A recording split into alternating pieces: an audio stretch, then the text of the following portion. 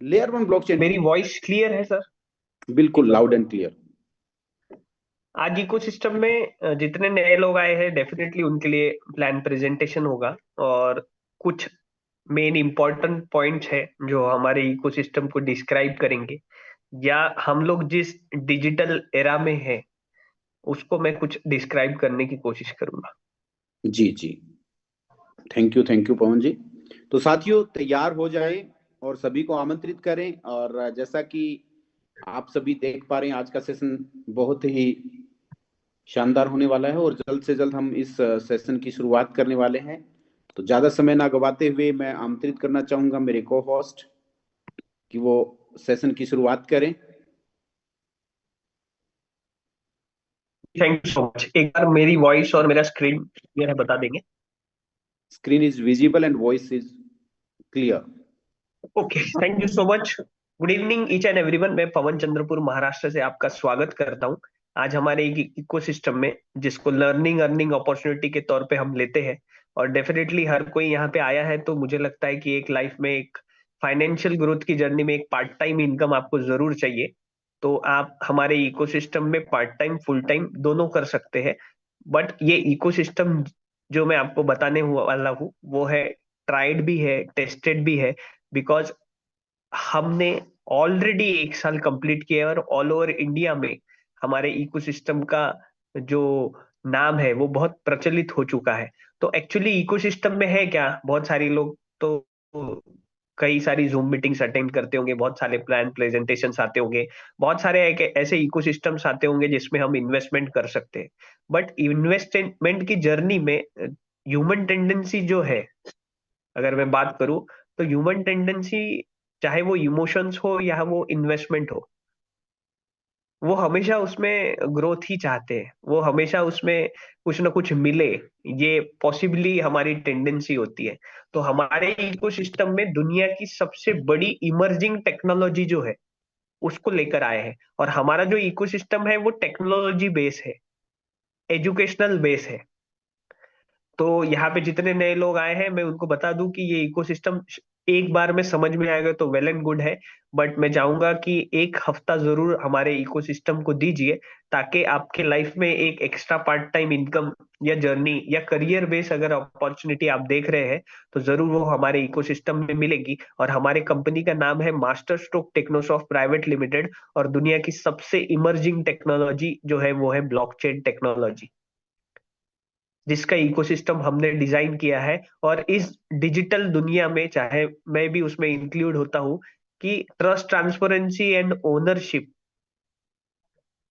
ये जो 3 चीजें हैं ये हमें बहुत जरूरी है। और इकोसिस्टम में एक सबसे अच्छी बड़ी और बहुत रिवॉल्यूशनरी लाइन है, your path to a decentralise future. आज तक हम लोग सेंट्रलाइज फ्यूचर में ही जी रहे हैं, या सेंट्रलाइज इकोसिस्टम ही है हमारे पास। उसमें ना ट्रांसपेरेंसी है, ना ट्रस्ट है, ना 100% ओनरशिप हमारे पास में है। तो इकोसिस्टम डिजाइन ही इसलिए किया गया है, विजन मिशन वही है कि हर एक पर्सन को, हर एक कॉमन ह्यूमन बीइंग को, चाहे वो इंडिया से रहे चाहे वो इंटरनेशनल रहे, हर एक को इस डिजिटल दुनिया में ट्रस्ट, ट्रांसपेरेंसी और ओनरशिप दी जाए। और वो सिर्फ और सिर्फ ब्लॉकचेन टेक्नोलॉजी के माध्यम से ही हो सकता है। ये मैं बोल रहा हूं करके नहीं, आप जरूर मेरे वर्ड्स को क्रॉस चेक करिए, चैट जीपीटी में जाइए, गूगल में जाइए, या आपके पास में ऐसे कोई ब्लॉकचेन एक्सपर्ट्स है, या आज एजुकेशनल सिस्टम में बहुत सारे लोग ब्लॉकचेन की अवेयरनेस के साथ में कोर्सेज कर रहे हैं, जरूर उनसे पूछिए। क्योंकि जो करंट सिस्टम चल रहा है वो ओपेक है, सेंट्रलाइज है, लिमिटेड कंट्रोल है। ओपेक मीन्स अपारदर्शी है, ट्रांसपेरेंसी नहीं है, सेंट्रलाइज है और लिमिटेड लोगों के पास में कंट्रोल है। आप सब लोग यहाँ जब बैठे हुए हैं, सब जानते हैं क्यों ब्लॉकचेन टेक्नोलॉजी को दुनिया या हम एक्सेप्ट करेंगे। क्योंकि हमें fair, secure, trust, transparency, ownership, ये सारी चीजें हम एक कॉमन पर्सन को चाहिए, जिसमें हमारे इकोसिस्टम में सबसे बड़ा गोल्डन टाइम चालू है। क्यों? क्योंकि आज आपके पास या मेरे पास, मैं भी इसमें इंक्लूड होता हूँ, वैलिडेटर ड्रिवन इकोसिस्टम में मैं पार्टिसिपेट कर सकता हूँ। हम लोग हमारे एमएसटी ब्लॉकचेन में पार्टनरशिप कर सकते हैं, बट ये लिमिटेड है। ये 135 करोड़ लोगों के लिए तो हमारा एमएसटी इकोसिस्टम ओपन हुआ है, बट लिमिटेड होने के कारण ये कुछ ही समय तक अपॉर्चुनिटी रहेगी, जिसमें भारत का पहला लेयर वन ब्लॉकचेन हम बना चुके हैं, और उसमें आपके पास में एक बिगेस्ट अपॉर्चुनिटी है। उसके पहले ब्लॉकचेन क्या है, क्यों ब्लॉकचेन की जरूरत पड़ी, या क्यों हम इस इकोसिस्टम में आए, क्या सही में हमें भी जरूरत है क्या ब्लॉकचेन टेक्नोलॉजी में नॉलेज लेने की या पार्टनरशिप करने की। आज इंटरनेट की वजह से ऑल ओवर इंडिया से हम लोग आज कनेक्टेड है। हमारे इकोसिस्टम में बाहर देश से भी, इंटरनेशनली भी जो इंडियन लोग हैं वो कनेक्टेड है, जूम मीटिंग में है, हमारी रिकॉर्डिंग्स देख रहे हैं, क्योंकि ब्लॉकचेन ये बॉर्डरलेस होता है। और ब्लॉकचेन टेक्नोलॉजी है क्या, ब्लॉकचेन टेक्नोलॉजी को समझने के लिए हमें इंटरनेट, हम लोग जो यूज कर रहे हैं उसको समझना बहुत जरूरी है गहराई से। ऑलरेडी सारे लोग नॉलेजेबल है, बट मैं क्यों इंटरनेट से इसको कनेक्टेड कर रहा हूँ, क्योंकि इंटरनेट की वजह से ही तो सारा फेसबुक, इंस्टाग्राम, टेलीग्राम, बहुत सारी चीजें, अधिकतर टेक्नोलॉजी से रिलेटेड, इंटरनेट से रिलेटेड सारी चीजें चल रही है। बट अभी आपने नोटिस किया क्या, आप अगर बैंक में जाते हैं तो वो लोग बोलते हैं कि थोड़ी देर रुक जाइए सर, लिंक फेल हो चुकी है। और प्रैक्टिकली डेली ऐसे एग्जांपल्स हो रहे हैं, चाहे वो सीएससी सेंटर हो, चाहे वो बस की टिकट हो, सारी चीजें इंटरनेट पे है, लिंक नहीं रहने से, लिंक फेल होने से बहुत सारी दिक्कतें आ रही है। तो इंटरनेट को भी अपग्रेड होने की जरूरत है, और वो अपग्रेडेशन सिर्फ और सिर्फ ब्लॉकचेन टेक्नोलॉजी के थ्रू ही हो सकती है, क्योंकि ब्लॉकचेन टेक्नोलॉजी में सिंगल पॉइंट ऑफ फेल्यूर नहीं होता है। आज बैंक की लिंक अगर फेल हो गई तो सारा इकोसिस्टम रुक गया, सबको वेट करना पड़ेगा। और ब्लॉकचेन टेक्नोलॉजी की ये खासियत है कि वो single point of failure, single server पे नहीं होता है। इसके डिस्ट्रीब्यूटेड डिसेंट्रलाइज सर्वर होते हैं, और वो अनहैकेबल होते हैं। बट ब्लॉकचेन टेक्नोलॉजी में क्या सेव करते हैं, तो ब्लॉकचेन टेक्नोलॉजी में डाटा सेव होता है। और ये जो डाटा की मैं बात कर रहा हूँ, आज डाटा पे तो बहुत सारे लोग करोड़ों रुपए कमाते हैं। ऐसी ऐसी वेबसाइट्स निकलती है कि आपको कुछ ना कुछ गिफ्ट देंगे, वो आपका डाटा लेके करोड़ों रुपए में बेचती है। और हमारा डाटा जो 100% हमें उसमें प्राइवेसी चाहिए, वो आज हमें नहीं मिल रहा। तो ब्लॉकचेन टेक्नोलॉजी 100% हमारे डाटा को स्टोर तो करती है, बट 100% प्राइवेसी देती है। और ब्लॉकचेन टेक्नोलॉजी अनहैकेबल है। आप जरूर केस स्टडी करिए गूगल पर जाकर कि ब्लॉकचेन टेक्नोलॉजी सबसे ज्यादा कहाँ यूज हो रही है, आउट ऑफ इंडिया। तो आप पाएंगे कि सबसे ज्यादा ब्लॉकचेन टेक्नोलॉजी बैंकिंग सिस्टम में यूज हो रही है, क्योंकि बैंक में सबका पैसा होता है, और पैसे की प्राइवेसी और पैसे की सिक्योरिटी बहुत इंपॉर्टेंट है। तो ब्लॉकचेन टेक्नोलॉजी अनहैकेबल है, दूसरा ट्रांसपेरेंट है, और तीसरा डिसेंट्रलाइजेशन के लिए यूज की जाती है। दो दुनिया चल रही है, एक सेंट्रलाइज, दूसरी डिसेंट्रलाइज। सेंट्रलाइज दुनिया में कभी भी मैनिपुलेशन हो सकता है, कोई भी पावरफुल अथॉरिटी आके कोई भी डिसीजन ले सकती है और हमें मानना पड़ेगा। बट डिसेंट्रलाइजेशन ये एक जो दुनिया है, और आने वाले जनजेड या हम लोग को जब सारी चीजें पता चलेगी, हम लोग डिसेंट्रलाइजेशन के थ्रू ही आगे बढ़ना चाहेंगे। तो ये है लेयर वन ब्लॉकचेन। और लेयर वन ब्लॉकचेन में दुनिया का सबसे फेमस एक नाम है, वो है बिटकॉइन। क्यों हम लोग बिटकॉइन को हमारे हमारे हर मीटिंग में नाम लेते हैं, और बिटकॉइन के नाम से बहुत लोग इरिटेट भी हो जाते हैं। बिटकॉइन बंद हो गया, फिर भी इतने बड़े अपॉर्चुनिटी में बिटकॉइन का नाम ले रहे। बट बिटकॉइन सिर्फ चर्चे का विषय नहीं रहा अभी, लोगों को समझ ही नहीं आया, क्योंकि बताया भी नहीं। ना हमने समझने की कोशिश की। बट जिन्होंने समझा, मुझे लगता है आज वो मल्टीनियर बिलीनियर लोग हैं। बिटकॉइन ने सबसे पहले ब्लॉकचेन टेक्नोलॉजी यूज करी थी क्रिप्टो करेंसीज बनाने के लिए, डिसेंट्रलाइजेशन को फॉलो किया था। तो बिटकॉइन ये लेयर वन ब्लॉकचेन है और ये बंद नहीं होता, क्योंकि ब्लॉकचेन को कोई हैक भी नहीं कर सकता, कोई कंट्रोल भी नहीं है, तो बंद कैसे करेगा?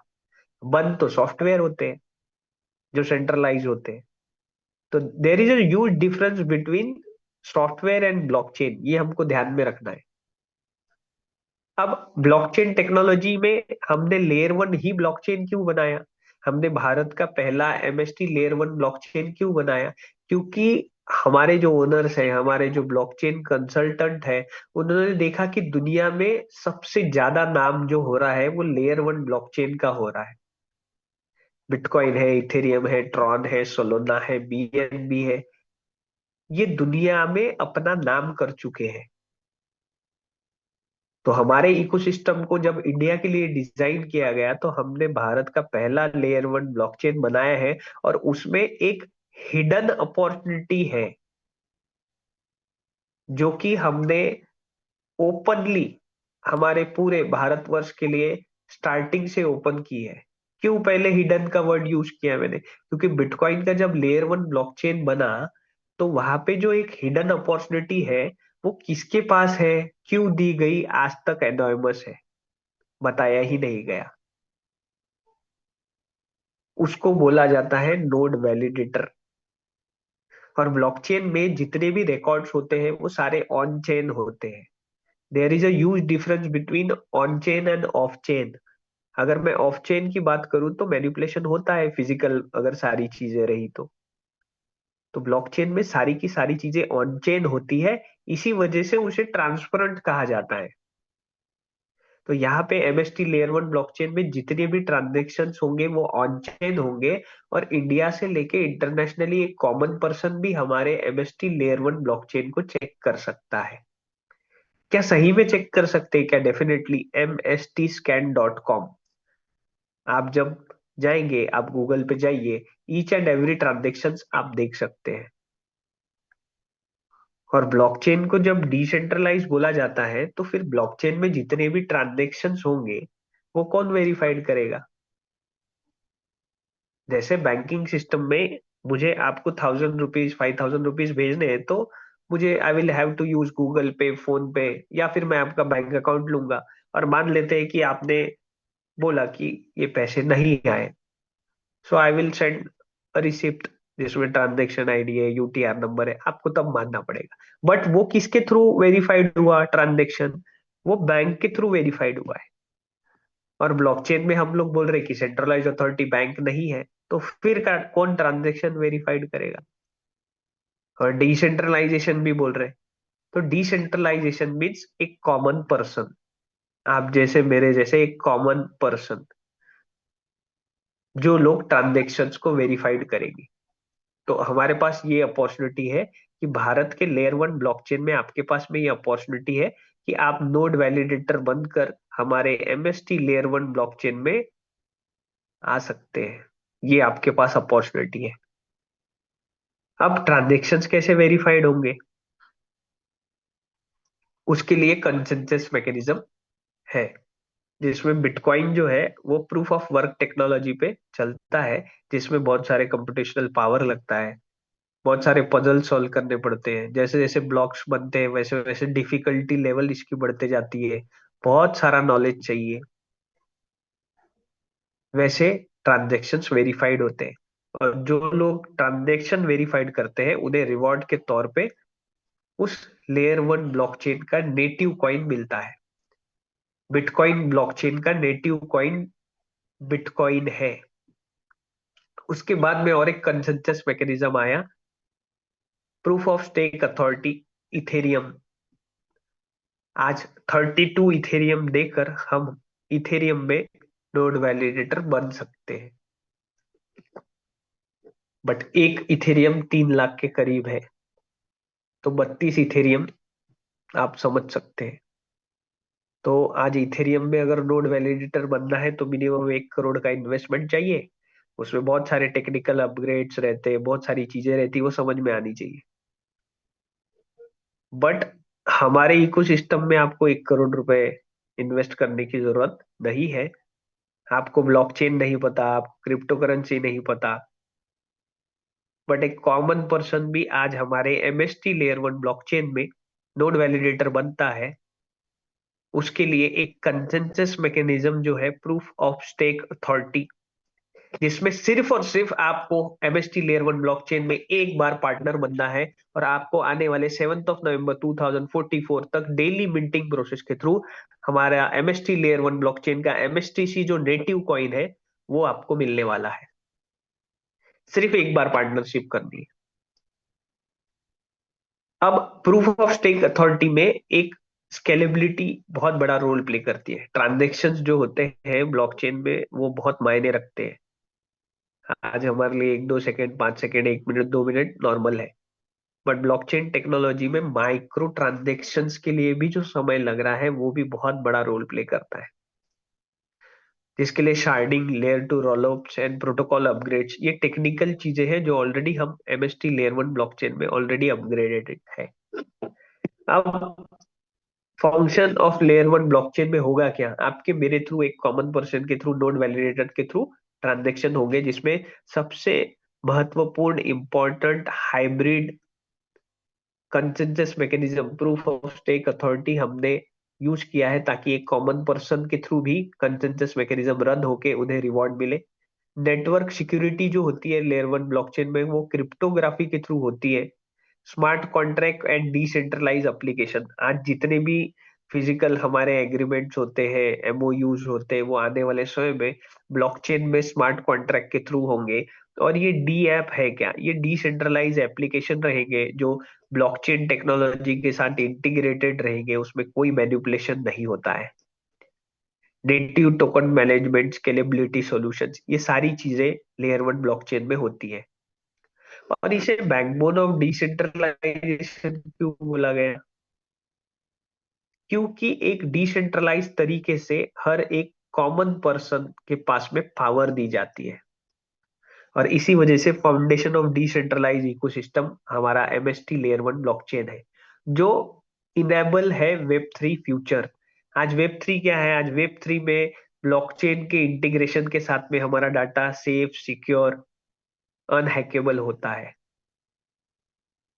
और 100% ओनरशिप कंट्रोल, ये किसके लिए होती है अपॉर्चुनिटी? एक कॉमन पर्सन के लिए।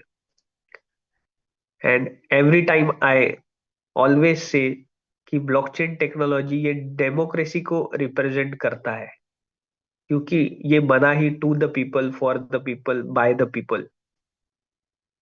ये सबसे ज्यादा इंपॉर्टेंट रोल प्ले करता है, जिसमें आप माने न माने, ये फिएट करेंसीज की जगह आने वाले समय में digital currencies and tokens use होने वाले, smart contract, decentralise application, decentralise finance.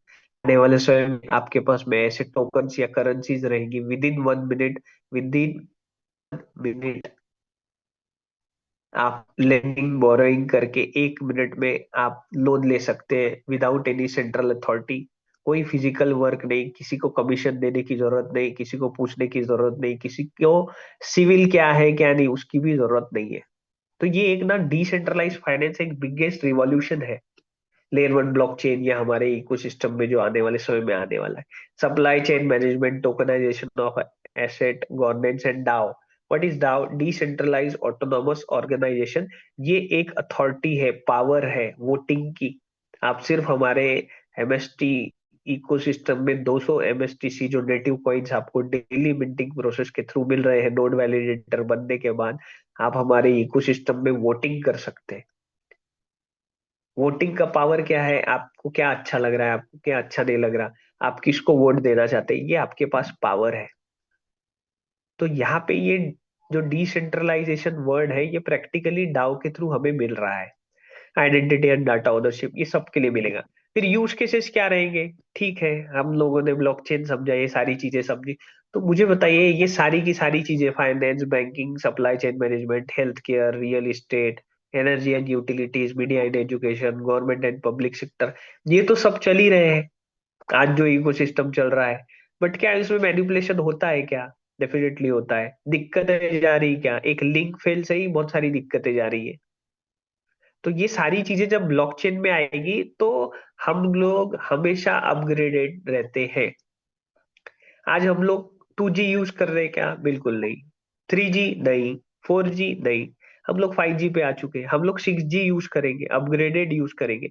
तो ये सारे इकोसिस्टम्स आने वाले समय में इंडिया में नियर अबाउट 2000, रफ फिगर में बता रहा हूँ, 2047 तक इंडिया में ये जितने इकोसिस्टम्स मैं आपको बता रहा हूँ, फाइनेंस, बैंकिंग, ये सारी की सारी चीजें ब्लॉकचेन में आ जाएगी।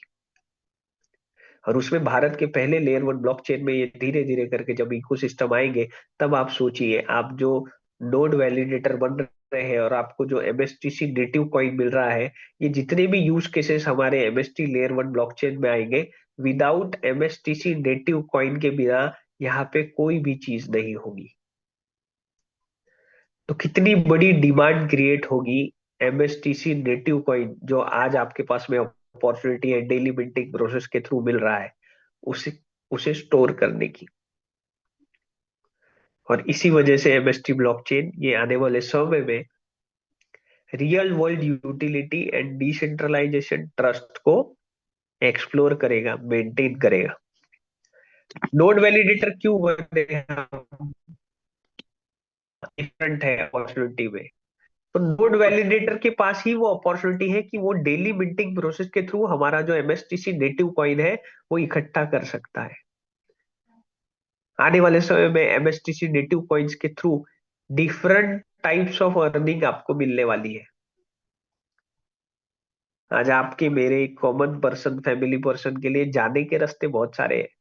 किसी को रेंट देना है, किसी को इलेक्ट्रिसिटी बिल तो सबको ही देना है, किराना सबके यहाँ लग रहा है, एजुकेशन के लिए अलग पैसा लग रहा है, मेडिकल के लिए अलग पैसा लग रहा है। तो जाने के रास्ते बहुत सारे हैं, आने के एक या दो होंगे मुश्किल से। इसी वजह से हम लोग प्रॉब्लम में है। आज नोड वैलिडेटर बनने के बाद में डेली आप एक बार पार्टनर बन गए, आप ओपन करो नहीं करो, किसी को बताओ मत बताओ, जूम मीटिंग में आओ मत आओ, बट आपने एक बार एमएसटीसी नेटिव कॉइन पे पार्टनरशिप कर ली नोड वैलिडेटर बनने के थ्रू, तो आपको डेली एमएसटीसी नेटिव कॉइन आएंगे। आपने पैसे को काम पे लगाया है। और मुझे ऐसा लगता है मेरे नॉलेज से, बड़े लोग या पैसे वाले लोग पैसे को काम पर लगाते हैं। चाहे वो इन्वेस्टमेंट हो, चाहे वो कोई भी आ, हम लोग बोलते हैं स्टार्टअप हो, या जो भी सारी चीजें हैं। आज आप भारत के लेयर 1 ब्लॉकचेन में नोड वैलिडेटर बनकर आप एक extra part type of income जो हम लोग चाहते हैं, वो सिर्फ नोड वैलिडेटर बनकर अर्न कर सकते हैं। और ये अपॉर्चुनिटी लिमिटेड है, ये कभी भी खत्म हो सकती है, क्योंकि लिमिटेड ही नोड वैलिडेटर्स बनेंगे। और ये फिर से रीओपन होगा और कॉइन आएगा, ऐसा कुछ नहीं है। We are purely layer 1 blockchain और लिमिटेड नोड वैलिडेटर रहते, इसके बाद में कभी भी नोड वैलिडेटर कोई नहीं बन पाएगा। सेटअप ऑफ वैलिड, जब आप केवाईसी करेंगे, क्योंकि विदाउट केवाईसी आप एंटर भी नहीं कर सकते। हमने 23 जुलाई 2025 को इंडिया में पहला एमएसटी लेयर 1 ब्लॉकचेन का हेड ऑफिस ओपन किया है पूना में। हम लोग केवाईसी फॉलो कर रहे हैं, केवाईसी के बिना आप ले नहीं पाएंगे। हम लोग एंटी मनी लॉन्ड्रिंग एक्ट भी फॉलो कर रहे हैं, ये भी मैं आपको क्लियर कर दूं। क्योंकि आप जब हमारे एमएसटी लेयर 1 ब्लॉकचेन इकोसिस्टम में नोड वैलिडेटर बन रहे हैं, तो उसके बिहाफ पे हम लोग आपको एमएसटीसी ये नेटिव कॉइन दे रहे हैं, जिसमें आपको 18% जीएसटी देना है, क्योंकि ये जो नेटिव कॉइन है ये वर्चुअल डिजिटल एसेट को दर्शाता है और आपको ये डेली मिलेगा। आप इसे कभी भी विड्रॉल कर सकते हैं। यहाँ पे एक पॉइंट आता है कि क्या कॉइन का रेट है। तो मैं आपको बता दूं कि हम लोग स्टार्टिंग में आईडीओ में है, इनिशियल डेक्स ऑफरिंग में। आज आपके पास जो नेटिव कॉइन मिल रहे हैं उसका रेट आप ही को डिसाइड करना है। लेयर वन ब्लॉकचेन चाहे bitcoin, Ethereum, Tron, Solana, BNB, इसका रेट ने पब्लिक ने ही डिसाइड किया है, ना कि ओनर्स ने। सेम हमारे इकोसिस्टम में एमएसटीसी नेटिव कॉइन्स जो है, वो जितने लोग नोड वैलिडेटर बने हैं या बनने वाले हैं, उनके पास में नेटिव कॉइन आने वाला है। वो अब 50 पैसे में बेचे, 1 रुपए में बेचे, 10,000 में बेचे, 1 लाख में बेचे, 1 करोड़ में बेचे, ये उनको डिसाइड करना है। कब, कैसे, किसको, कितने टाइम में वेट करना है, तुरंत बेचना है, ये सब आपके ऊपर है। और तभी ये डिसेंट्रलाइजेशन हम बोल पा रहे हैं। अब टोटल नोड्स कितने हैं? पूरे ब्लॉकचेन में नोड्स के थ्रू ही सारी चीजें होती है, जिसमें 42 नोड्स है, जिसमें पहले 3 nodes stability protocol upgrade and core governance के लिए रखे हुए हैं। ये क्यों रखे हुए हैं? क्योंकि स्केलेबिलिटी, बहुत सारे प्रोटोकॉल अपग्रेड्स और ये बहुत सारी टेक्निकल जो चीजें होती है उसमें नेटिव कॉइन लगते हैं। वो प्रॉपरली समय समय पर हमारे जो टेक्निकल एक्सपर्ट्स हैं, हमारे सीईओ है, जो ब्लॉकचेन एक्सपर्ट्स हैं, ब्लॉकचेन कंसल्टेंट्स हैं, उन्हें पता होता है कि कब क्या चीजें करनी चाहिए टेक्निकली। बचे जो 39 नोट्स हैं वो आपके मेरे लिए है, जिसमें एक कॉमन पब्लिक भी पार्टिसिपेट कर सकता है। हमने एक नोड को 70,000 यूनिट्स में डिवाइड किया। क्यों डिवाइड किया? क्योंकि अगर एक नोड 1 करोड़ का है तो कॉमन पर्सन की तो रीच से ही बाहर है। इसीलिए उसको एक नोड को 70,000 यूनिट्स में डिवाइड किया गया, ताकि एक कॉमन पर्सन तक हम लोग नोड सेलिंग लेकर जा सके, जिसमें आप मिनिमम एक फ्रैक्शन बाय कर कर हमारे इकोसिस्टम पर आ सकते हैं। 7 नवंबर 2024 का आईडीओ स्टार्ट हुआ, इनिशियल डेक्स ऑफरिंग। तब एक फ्रैक्शन का रेट था 1000 प्लस 18% जीएसटी। और तब डेली मिंटिंग प्रोसेस के थ्रू 20, रफली near about 20 MSTC native coin daily मिलते थे। अल्गोरिदम ऐसा डिजाइन किया है कि जैसे ही पर फ्रैक्शन बाइंग होगी इंडिया में, इसका रेट बढ़ेगा, फ्रैक्शन बाइंग का। और जैसे जैसे नोड एक्टिव होंगे वैसे वैसे कॉइन डिक्रीजिंग लेवल में आपको मिलेंगे। अब ऐसा इकोसिस्टम क्यों बना है कि पैसे ज्यादा ले रहे हैं और कॉइन कम दे रहे हैं? तो डिमांड और सप्लाई, ये बहुत बड़ा रोल प्ले करता है। बहुत छोटी बात है, बट यही हमारे इकोसिस्टम में या टोकनॉमिक्स में, बड़े बड़े लेयर वन ब्लॉकचेन में वो डिजाइन किया जाता है। जिस चीज की डिमांड ज्यादा रहेगी और सप्लाई भी ज्यादा रहेगा तो कभी उसका रेट नहीं बढ़ेगा। ये सिंपल लॉजिक है। और जिस की चीज की डिमांड बढ़ते जाएगी और सप्लाई कम कम होते रहेगा, तभी रेट बढ़ेगा। तो ये जो फ्रैक्शन बाइंग स्टार्ट हुई थी 1180 रुपीज में एक फ्रैक्शन, तब 20 कॉइन मिलते थे। आज वही फ्रैक्शन 2200 के ऊपर है, उसमें 18% जीएसटी इंक्लूड है।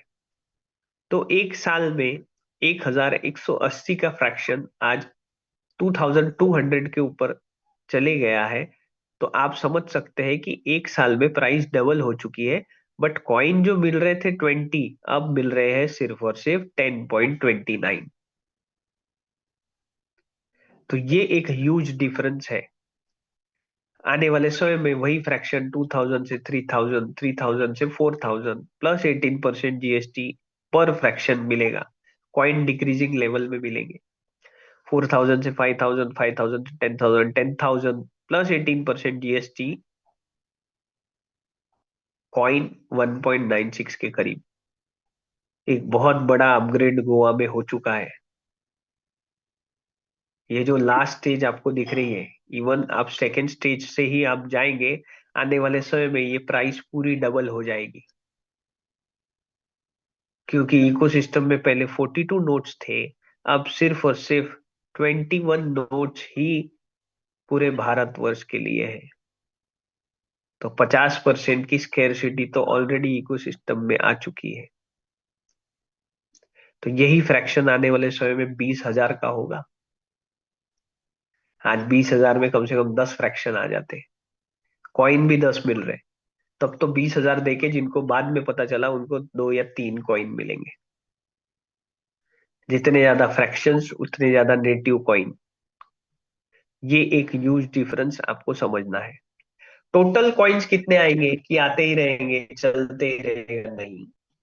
टोकोनॉमिक्स डिजाइंड है 8.4 बिलियन एमएसटीसी नेटिव कॉइन्स आने वाले 20 इयर्स में बाहर निकलेंगे, जिसमें ऑलरेडी एक साल कंप्लीट हो चुका है। हम लोग रफ फिगर समझते हैं नए लोगों के लिए, 840 करोड़ कॉइन 20 साल में बाहर आएंगे। बस इस टोकोनॉमिक्स में एक बहुत बड़ी चीज है वो हमें समझनी है। ये जो टोकोनॉमिक्स डिजाइन किया गया, 840 करोड़ में से जो 50% का सप्लाई है वो 2 साल में बाहर आएगा। मीन्स 420 करोड़ कॉइन जो है वो 2 साल में बाहर आएंगे, ऐसा टोकोनॉमिक्स था, जिसमें ऑलरेडी एक साल गवा चुके हैं। कौन? जो नोड वैलिडेटर नहीं बने। एक साल में 420 करोड़ कॉइन और बाहर आएंगे, टोटल दोनों साल मिलाकर। और बचे हुए जो 420 करोड़ कॉइन है उन्हें आने के लिए 18 इयर्स लगेंगे। तो ये हमें ध्यान में रखना है।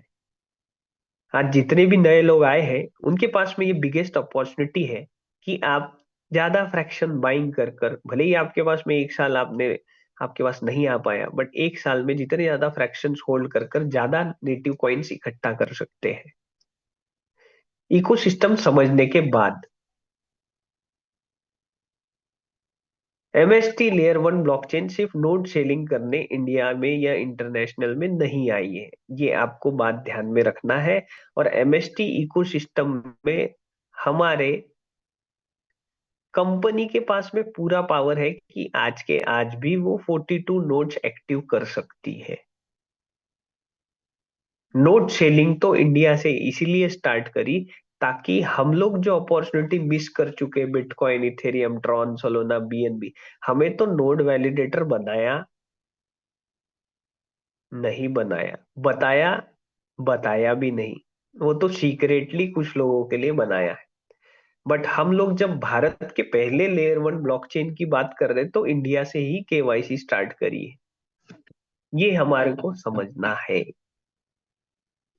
आप अलग अलग तरीके से एमएसटीसी नेटिव कॉइन्स के जरिए डिफरेंट टाइप्स ऑफ इनकम कर सकते हैं। आज बिटकॉइन का जो ब्लॉक टाइमिंग है वो 10 मिनट का है। हमारा एमएसटी का जो इकोसिस्टम है उसमें जो ब्लॉक टाइमिंग है वो 3 सेकंड का है। 3 सेकंड में 200 एमएसटीसी नेटिव कॉइन मिंट हो रहे हैं। एक दिन में 57,60,000 कॉइन मिंट हो रहे हैं। और जितने वैलिडेटर्स हैं जिन्होंने जितने फ्रैक्शंस लिए हैं उसके हिसाब से उन्हें डेली नेटिव कॉइन्स मिल रहे हैं। लेयर 1 ब्लॉकचेन में हॉल्विंग सबसे बड़ा रोल प्ले करती है।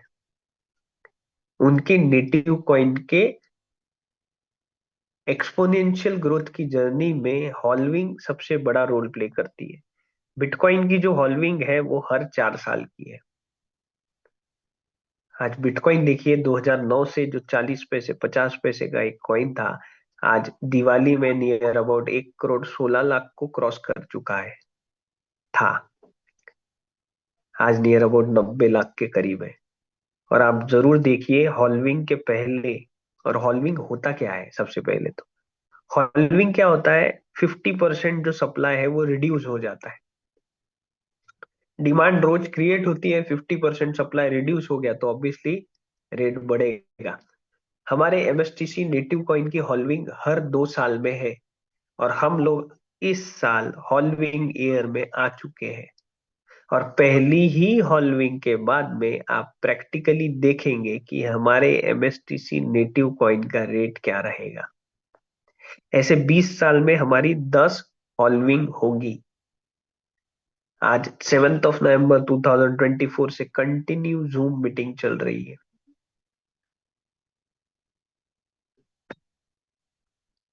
एक पॉइंट और, कंपनी ओपन सोर्स है। मैं जूम मीटिंग ले रहा हूं तभी ये होगा, ऐसा नहीं है। कंपनी कॉलेजेस में ऑडिटोरियम कर रही है, लेयर 1 ब्लॉकचेन का नॉलेज दे रही है, स्टूडेंट्स लोग समझ रहे हैं। वो नोड वैलिडेटर बन रहे हैं। बट हमारे पास ये अपॉर्चुनिटी है कि हम जूम मीटिंग कर कर हमारी जो मेहनत हम कर रहे हैं उसका भी कुछ ना कुछ हमें फायदा मिलता है। तो ये इकोसिस्टम तो डेफिनेटली रन करेगा, और नोड वैलिडेटर का जो प्रोसेस है वो कभी भी सोल्ड आउट हो सकता है। तो ये ध्यान में रखना है कि नोड वैलिडेटर बनकर हम बिगेस्ट अपॉर्चुनिटी में पार्टिसिपेट कर सकते हैं। और क्या यूज केस होंगे एमएसटीसी नेटिव कॉइन के? सबसे पहले तो विदाउट नेटिव कॉइन ब्लॉकचेन में कोई ट्रांजेक्शन नहीं होते, तो एमएसटीसी लगेगा। Staking and network security, governance, voting right, validator and developer incentives, medium of exchange, micro transaction, collateral in DeFi, loyalty and reward programme. ये क्यों मैंने बताया?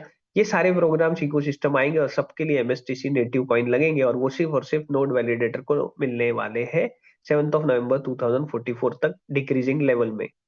और इसी वजह से MSTC of the heartbeat of MST blockchain बोला जाता है। तो एमएसटी ब्लॉकचेन क्या है? ये फाउंडेशन ऑफ ट्रस्ट, ट्रांसपेरेंसी और ओनरशिप को रिप्रेजेंट करेगा। वैलिडेटर को क्यों बैकबोन बोला जाता है? क्योंकि आपके मेरे थ्रू ही कॉइन बाहर आएंगे, आप और हम ही कॉइन का रेट डिसाइड करेंगे, हमारे थ्रू ही ट्रांजेक्शन्स वेरीफाइड हो रहे हैं। हम डिसेंट्रलाइज ऑटोनॉमस ऑर्गेनाइजेशन में इकोसिस्टम में क्या होना चाहिए, हम वोट करेंगे। रिवॉर्ड हमको डिफरेंट टाइप से अर्निंग करने के रिवॉर्ड्स भी मिलेंगे। बस ये है एमएसटी लेयर 1 ब्लॉकचेन। कंक्लूजन क्या निकालेंगे जितने नए लोग हैं, या हम लोग क्या आज सोचते हैं कि हम आज इस इकोसिस्टम में? सबसे पहले तो एमएसटी लेयर 1 ब्लॉकचेन है, डिसेंट्रलाइज है, एक नॉर्मल पर्सन को भी नोड वैलिडेटर बनाने की अपॉर्चुनिटी हमारे इकोसिस्टम ने दी है।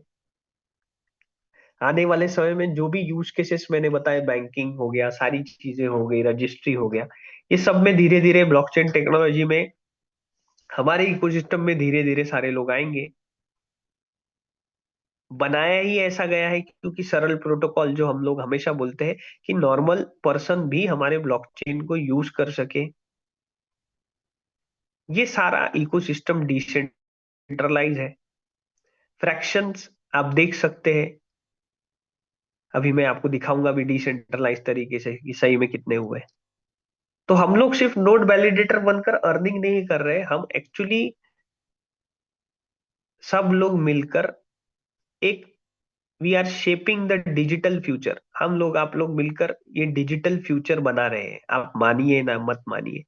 एक पर्सन भी अगर हमारे इकोसिस्टम में नोड वैलिडेटर है, वो तो डिसेंट्रलाइज तरीके से हमारा इकोसिस्टम रन कर रहा है, उसके थ्रू ही कॉइन्स बाहर आएंगे, वो डिसाइड करेगा रेट क्या है क्या नहीं, डाउ में पार्टिसिपेट करेगा। तो हम लोग कहीं ना कहीं डिजिटल फ्यूचर को सब लोग मिलकर, एक कॉमन पर्सन मिलकर इस इकोसिस्टम को रन कर रहे हैं। तो ये था एमएसटी इकोसिस्टम, जिसमें आपके पास में एक बिगेस्ट अपॉर्चुनिटी है कि आप नोड वैलिडेटर बन सकते हैं, बट ये लिमिटेड है, ये आप ध्यान में रखिए। और लिमिटेड होने के कारण कुछ ही लोगों को ये अपॉर्चुनिटी मिलने वाली है।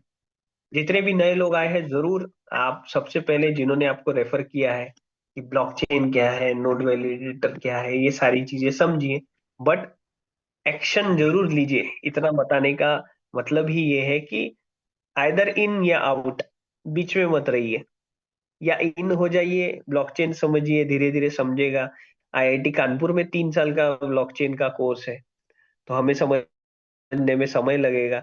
आप इन होकर नोड वैलिडेटर बनेंगे तो आपके पास में क्या एक अपॉर्चुनिटी रहेगी, कल से आपको पॉइंट्स आएंगे, फिर धीरे धीरे आप इसको सीखिए, क्योंकि मैं भी सीख रहा हूँ और हम लोग सारे सीख ही रहे हैं, क्योंकि ब्लॉकचेन बहुत बड़ा है। और अभी हमारे इकोसिस्टम में आने का, या पूरी दुनिया में क्या इकोसिस्टम चल रहा है, उसको हम समझेंगे और उसको आपको रिलेट कर सकते हैं हमारे इकोसिस्टम से। सबसे पहले तो मैं जितने नए लोग हैं जरूर उनको बोलूंगा, बस देखो मत, सीखो, करो, कमाओ ब्लॉकचेन टेक्नोलॉजी के थ्रू। आज आपने लाइफ का बहुत बड़ा इंपॉर्टेंट समय दिया है जूम मीटिंग में, तो कहीं ना कहीं आप जरूर डिसीजन लीजिए, समझिए इसको। ब्लॉकचेन टेक्नोलॉजी को अगर हम एक ट्री की तरह देखें, देखिए बहुत सारी चीजें मैंने तो बहुत कम लिखी है, बहुत बड़ी चीजें होती है। आज ट्री जब बनता है तो रूट्स होते हैं, फिर बहुत सारे ब्रांचेस होते हैं, फिर उसमें फल लगते हैं, फिर हम लोग खाते हैं, बहुत सारी चीजें हैं। तो इसमें टेक्निकली कुछ पॉइंट है, जरूर आप उसकी केस स्टडी करिए। स्मार्ट कॉन्ट्रैक्ट क्या होता है, डिसेंट्रलाइज फाइनेंस क्या है, एनएफटी क्या है, कंसेंसस मैकेनिज्म कौन सा अच्छा है, टोकोनॉमिक्स का क्या इंपॉर्टेंट है, हॉल्विंग का क्या इंपॉर्टेंट है, ये सारी चीजें मैंने थोड़ी बहुत बताई है। बट एक एक चीज जब आप समझेंगे तब आप लेयर वन ब्लॉकचेन समझेंगे, और भारत के पहले लेयर वन ब्लॉकचेन को समझने में आपको आसानी होगी। सबसे बड़ी चीज आज जो हुई है, the New York stock exchange is now displaying the bitcoin white paper. अब ये व्हाइट पेपर क्या होता है, जितने नए लोग हैं, आपको व्हाइट पेपर समझना बहुत ज्यादा इंपॉर्टेंट है। और हमारे एमएसटी लेयर वन ब्लॉकचेन का व्हाइट पेपर जरूर आप लीजिए। वो गिटहब